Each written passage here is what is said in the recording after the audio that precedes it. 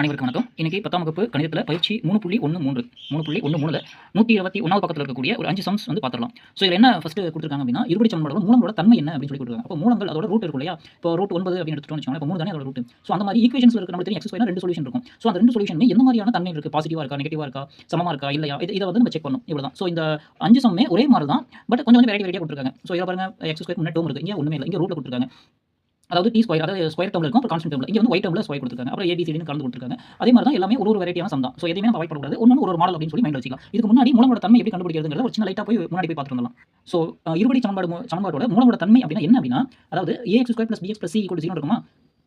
இருபடி அப்படின்னா quadratic equation, இங்கிலீஷ்ல லைட்டா கத்துக்கணும். குவாட்ராட்டிக் ஈக்குவேஷன் சொல்றாங்க. ஸோ இது நமக்கு தெரியும். இதோட சொல்யூஷன் என்ன? x = -b + or - root of b square minus 4ac divided by 2a. அப்போ இந்த ஈக்குவேஷன் இருக்கக்கூடிய இந்த b square minus 4ac இருக்கு பாத்தீங்களா, இது வந்து டெல்டா அப்படின்னு சொல்லி எடுப்பாங்க. இந்த சிம்பல் வந்து டெல்டா அப்படின்னு சொல்லுவாங்க. ஸோ இதை வச்சு தான் நம்ம வந்து பாசிட்டிவா இருக்குமா நெகட்டிவா இருக்குமா அப்படிங்கிறது எல்லாமே நம்மளால கெஸ் பண்ண முடியும். சப்போஸ் ரூட்ல வந்து ஒரு 64 அப்படின்னு இருக்கு, இங்க 1 இருக்குன்னு வச்சுக்கோங்க. கரெக்டா? ஸோ அப்போ 64னா ஓகே 16 இருந்துச்சு, சிம்பிளா வச்சுக்கலாம். 16 அப்படின்னா 4 இருக்குமா? அப்போ 1 இருந்துச்சுன்னா 3/2 அந்த மாதிரி இருக்கும் இல்லையா? ஸோ அப்போ வந்து பாசிட்டிவா இருக்கும் நெகட்டிவா இருக்கும் டிசைட் பண்ணுறோம். எந்த ஃபேக்டர் வச்சு இந்த ஃபேக்டர் தான் டிசைட் பண்ண போகுது.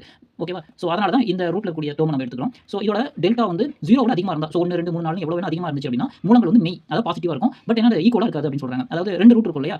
சப்போஸ் ரூட் 9னா +-3 நம்ம இந்த இடத்துல சொல்லுவோம், இந்த இடத்துல +- சொல்லுவோம் இல்லையா?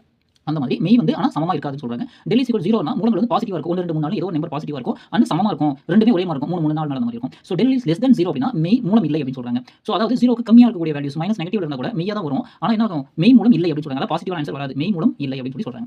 ஓகே. ஸோ இங்க எக்ஸாம்பிள் கொடுத்துருக்காங்க. ஃபர்ஸ்ட் சம் மட்டும் லைட்டா சும்மா பார்த்துக்கலாம். என்ன கொடுத்துருக்காங்க? x2 - x = 0. இது ABC ன்னு உங்களுக்கு வேல்யூ தெரியும். இது del b square - 4ac. So அப்படியே டேட்டா சப்ஸ்டிட்யூட் பண்றோம், ஆன்சர் 81 கிடைக்குது. இது வந்து 0 அதிகமா இருக்கு. ஸோ அதனால 0 அதிகமா இருக்கிறதுனால எப்படி மூலங்கள் வந்து பாசிட்டிவ். கரெக்ட்டா? 81 பாசிட்டிவ் தானே? ஸோ பாசிட்டிவ் ஆனால் சமமாக இல்லை அப்படின்னு சொல்லி எழுதணும். ஸோ இந்த ஃபார்முலா ஓகேவா? அந்த டெல்லோட இந்த ஃபார்முலா ஞாபகம் வச்சுக்கங்க. அப்புறம் இந்த 3 கண்டிஷன் ஞாபகம் வச்சுக்கங்க. ஈக்குவலா இருந்தா மெய் சமம், லெஸ் தெனா இருந்தா மெய் மூலம் இல்லை, கிரேட்டர் தென் இது வந்து இப்போ இந்த less than greater than symbol வந்து நமக்கு எப்பவுமே கன்ஃபியூஸ் ஆயிட்டே இருக்கும். அதாவது இந்த L மாதிரி இருக்கு பாருங்க. ஸோ L க்கு எப்படி போடுவோம்?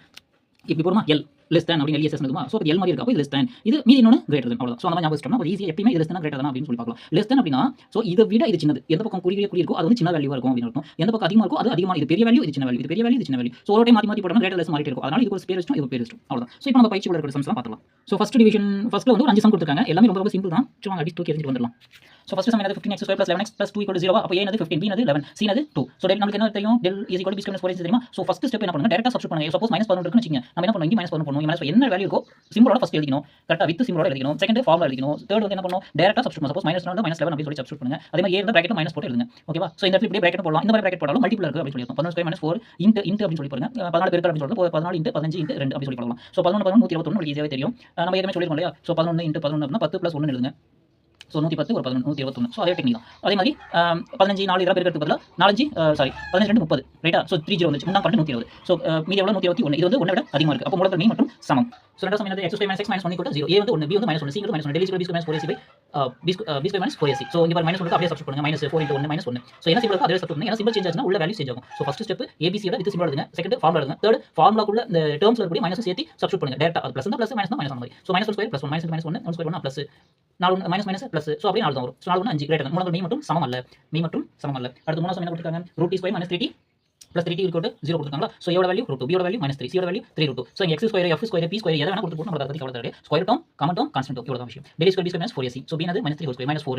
a யோட வேல்யூ 2, c யோட வேல்யூ 3√2. ஸோ அப்படியே நமக்கு ஒரு விஷயம் தெரியும். √2 × √2 வெறும் 2. ஸோ எப்படி ரூட்னா 2 பவர் ½ வருமா? ஸோ இங்க 2 பவர் 6 6 1. ஸோ அப்போ 2 கிடைக்கும். ஸோ அதனால √2 × √2 அப்படிங்கிறது வெறும் 2 தான். ஸோ செகண்ட் ஸ்டெப் என்ன பண்ணிருக்கேன்னா அப்படியே சிம்பிளை பண்ணிருக்கேன். 3² 9 -4. ஸோ √2 × 2 3. ஸோ நம்ம 12 12 24 9 - 14 -25. ஸோ இது வந்து 0 கம்மியா இருக்கு. அதாவது டெல்லோட வேல்யூ 0 கம்மியா இருக்கு. மூலங்கள் மெய் மற்றும் மெய் மூலங்கள் இல்லை. அப்படியே தான் முடிஞ்சது. ஸோ இங்க வச்சு எழுதிக்கலாம்.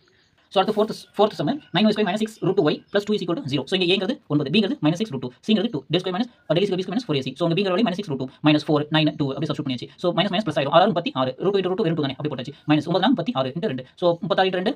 ஸோ ரொம்ப சிம்பிள் தான். 30 60 6 12. ஸோ 72 -72 = 0. ஸோ மூலங்கள் மெய் மற்றும் சமம். அவ்வளவுதான். ஸோ மூலங்கள் மெய் மற்றும் சமம் சொல்லி எழுதணும். இந்த ஸ்டெப் முக்கியம், ஒரு ஸ்டெப் முக்கியம் தான். ஓகேவா? ஸோ அடுத்தது 5வது சம். ஸோ நிறைய ABCD எல்லாம் கொடுத்துருக்காங்க, பயப்பட தேவையில்லை. நம்ம தேவை என்ன இருக்கும்? x இருக்கும், இங்கே x இருக்கும். கரெக்ட்டா? x² x இங்கே கான்ஸ்டன்ட் அப்படி நம்ம வச்சுக்கலாம். அடுத்து என்ன கண்டிஷன் கொடுத்துருக்காங்க? a வந்து 0 கிடையாது, b யும் 0 கிடையாது. ஸோ அப்போ a யோட வேல்யூ வந்து 9a² b², b யோட வேல்யூ -24 abcd, c யோட value 16 c² d². So del b square - 4ac. So என்ன வேல்யூஸ் இருக்கோ a b² தானே. ஸோ b ல கூடிய டேர்ம் அப்படியே தூக்கி போட்டு ஸ்கொயர் -4 b யோட வேல்யூ இன்டு c யோட வேல்யூ 4ac. ஸோ அப்படியே டேரக்டா சப்ஸ்டிட்யூட் பண்ணுங்க. -24 abcd ² -9 9 36 இந்த 16 உள்ள போட்டோம். ஸோ திரும்ப இங்க வந்து a² அப்படி இருக்கு, b² அப்படி இருக்கு, c² அப்படி இருக்கு, d² அப்படி இருக்கு. ஸோ இங்க வந்து 24 × 24. ஸோ ரொம்ப ஈஸியா இருக்கலாம். எப்படி இருக்கலாம்? 24 சாரி 24 × 24 அப்போ 20 + 4 போடலாமா? ஒரு 0 ஃபர்ஸ்ட் போட்டுருங்க. 4 2 8 2 2 4. ஸோ அப்படி என்னங்க 16 மீதி 1 4 2 8 8 1 9 ஸோ 6 9 10 17 576 சிம்பிள் தானே. ஸோ அந்த டெக்னிக் கொஞ்சம் ஒர்க் அவுட் ஆகும். So 576 a square b square c square d square minus 32 16 10 × 6 பிரிச்சாச்சு 360 6 36 3 6 18 3 21 576 so ரெண்டுமே கேன்சல் ஆயிடுது 0 மூலங்கள் மெய் மற்றும் சமம். ஸோ செகண்ட் சம்ல ஒரு 2 சம் இருக்கு. என்ன கொடுத்துருக்காங்க? கொடுக்கப்பட்ட சமன்பாடு மூலங்கள் மெய் மற்றும் சமம் எனில் k மதிப்பை காண்க. மெய் மற்றும் சமம் டிவிசிபிள் 0 இருக்கும் அப்படின்னு அர்த்தம். ஸோ என்ன கொடுத்துருக்காங்க? 5k - 6 × x ஸ்கொயர் அப்படி சொல்லணும். 5k - 6 × x ஸ்கொயர் என்ன சொல்றது? 5k x ஸ்கொயர் அப்படி சொல்றது. 5k - 6 × x square + 2k + 1 = 0. a ஓட வேல்யூ 5k - 6 b ஓட வேல்யூ 2k c வந்து 1. கணக்கின்படி மூலங்கள் மற்றும் சமம் அப்படிங்கிறதுனால divisible 0 b square - 4ac = 0. So b square 2k square - 4 a இதோட வேல்யூ அப்படி போடுங்க. பிராக்கெட் உள்ள கண்டிப்பா போடணும். * 1 = 0. ஸோ 2 அப்படி 2 ஸ்கொயர் 4k ஸ்கொயர் மைனஸ் அப்படி உள்ள பெருக்குங்க 4 20 + - 20k + 6 - + 6 24 = 0. ஸோ எல்லாமே 4 வகுப்படும் 4 வகுத்தலாம். So k square - 5 20 + 6 24 0. ஸோ பெருக்குனா 6 கூட்டினா -5 பெருக்குனா 6 + 6 கூட்டினா -5 அப்போ 3 2 6 பார்க்கும்போது தெரியலையா? ஸோ 2 மைனஸ் போடுங்க. +- +6 கிடைக்கும். கூட்டினா -5 கிடைக்கும். So k - 1 k - 2 so k - 3 = 0 k - 2 = 0 k = 3 இந்த பக்கம் -3 இந்த பக்கம் +3 ஸோ இந்த பக்கம் -2 இந்த பக்கம் +2 அவ்வளவுதான். அப்போ k = 3 or 2 அவ்வளவுதான். ரெண்டாவது சமன்பாடு கொடுத்துருக்காங்க k ஸ்கொயர் + 6k எப்படி படிக்கணும்? k square kx square + 6k + 2 × x + 16 = 0. a வந்து k b வந்து 6k + 2 c = 14. கணக்கின்படி மூலங்கள் மெய் மற்றும் சமம் கொடுத்தாங்க. அப்போ என்ன daily = 0 b square - 4ac = 0. So b ஓட value 6k + 2 whole square 6k + 2 whole square b க்கு பதிலாக தான் போடுறோம். ஸோ அப்போ என்ன பண்ணுவோம்? ஹோல் ஸ்கொயர் போடணும் -4k 16 அவ்வளவுதான். ஸோ இது வந்து என்ன பண்ணலாம்? a + b ஹோல் ஸ்கொயர் அப்போ என்ன a ஸ்கொயர் 6 36 k ஸ்கொயர் அடுத்து 2ab 2 6 2 12 12 24k ஓகே அடுத்தது 2 ஸ்கொயர் 4 கன்ஃபியூஸ் ஆகுதா? a + b whole square formula a square + 2ab + b square அவ்வளவுதான். இன்ட்டு 6 24 அதாவது எப்படி ஈஸியாக போடலாம்? 5 40 6 24 64k = 0. ஸோ இங்கே 36 x k ஸ்கொயர் அப்படி போட்டுங்க. இங்கே வந்து 24k 24k ஸோ 60 20 40 44 0 ஆயிரும். So -40k + 4 = 0. So 4 9 46 1 0k 1 so 9k square so நமக்கு என்ன பெருக்குனா 9 கூட்டினா -10 ஒரு 9 9 மைனஸ் போட்டோம்னா -10 கிடைச்சிடும். -10 கிடைக்கும். ஸோ மைனஸ் +9 பெருக்குனா 9 கூட்டினா -10 அவ்வளோ 9k square -9k + 1 = 0. So 9k காமனாக இருக்க வெளியே போடுங்க k - 1 -1 வெளியே போடுங்க k - 1 so k - 1 9k - 1 = 0 k - 1 = 0 9k - 1 = 0 k = 1 9k = 1 so k = 1/9 இந்த பெருக்கல் போனால் வகுத்தல் ஆகும். ஸோ k = 1 இருக்கலாம் அல்லது 1/9 இருக்கலாம். அடுத்த தேர்ட் சம் என்ன கொடுத்துருக்காங்கன்னா a - b × x square a - b × x square b - c × x minus + c/a c - a = 0. இந்த சமன்பாடு மூலங்கள் மெய் மற்றும் சமம் எனில் a b a c ஆகிய ஒரு கூட்டுத்தொடர் வரிசை அமைக்கும் என நிறுவுக. அமைக்கும் அப்படின்னு சொல்லி சொல்லியிருக்காங்க. ஸோ அப்போ இது நமக்கு தெரியும் ரூட் ஆஃப் எல்லாமே ஸ்மால் லெட்டர் யூஸ் பண்ணிருக்கோம். ஸோ இந்த இடத்துல வந்து கேப்ஸ் யூஸ் பண்ணி டிஃபரன்ஸ் ஏன்னா இங்கே a கொடுத்துருக்காங்க நம்மள என்ன பண்ணக்கூடாது எப்படினா கன்ஃபியூஸ் ஆயிடும். அதனால கேபிட்டல் a அப்படின்னு எடுத்துக்கிட்டு a - b b ஓட வேல்யூ b - c c ஓட வேல்யூ c - c கணக்கின்படி மூலங்கள் மற்றும் சமம் daily = 0 b square - 4ac. So இங்கே ஏன் கேப்ஸ் யூஸ் பண்ணிருக்கேன் அப்படின்னா இங்கேயும் ab எல்லாம் கொடுத்துருக்காங்க நம்மள கன்ஃபியூஸ் பண்றதுக்காக என்ன ஃபார்முலா புக்லயே அதான் ஃபாலோ பண்ணிருக்காங்க. ஸோ கொஞ்சம் ட்விஸ்ட் வச்சிருக்காங்க அவ்வளவுதான். ஸோ ட்விஸ்ட் கிடையாது நமக்கு கொஞ்சம் டிஃபரன்ஸ் நம்ம எப்பயுமே அங்கேயும் b ஸ்கொயர் இருக்குமா ஸோ நம்ம கன்ஃபியூஸ் பண்ணிக்கோன்னு அவங்க நினைச்சு கொடுத்துருக்காங்க. கன்ஃபியூஸ் பண்ண தேவையில்ல கேபிட்டல் b ஸ்கொயர் - 4ac போட்டா வேற முடிஞ்சது. So b = b - square -4 a - b c - a = 0. So a - b whole square நமக்கு தெரியும் a - b whole square formula a square -2ab + b square. So அப்போ b square -2bc + c square. So இந்த express பண்ணியாச்சு. இதுக்கப்புறம் இந்த 4 காமனா வெளிய எடுத்தாச்சு. இந்த a வந்து ஃபர்ஸ்ட் இங்க பாருங்க a × c ac minus a plus minus plus into minus minus a square minus b plus into minus minus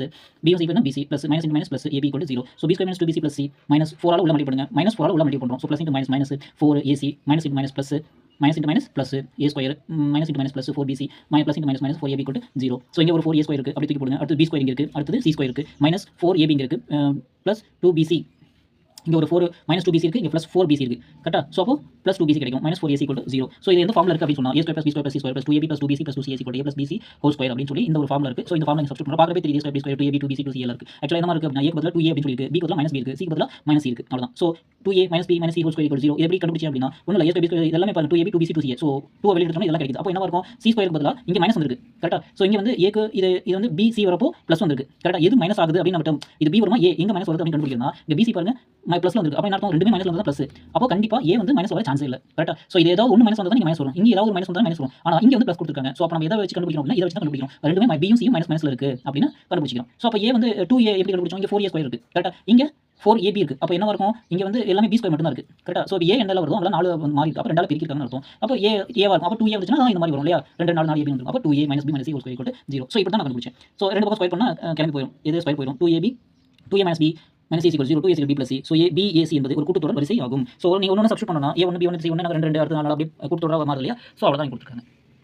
so அடுத்த சமயம் கொடுத்துருக்காங்க a மற்றும் b மெய்யெண்கள் எனில் a - b x square -6a + b × x -9 × a - b மூலங்கள் மெய் மற்றும் சமமில்லை என நிரூபிக்கவும்.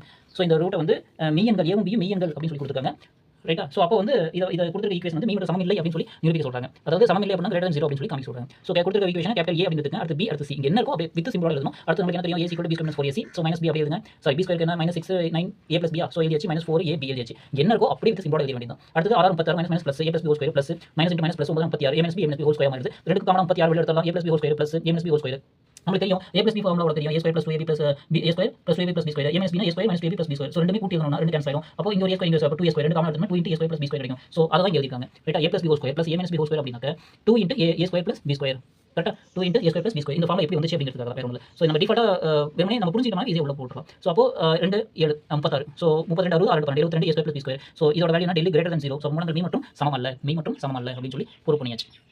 ஓகேவா?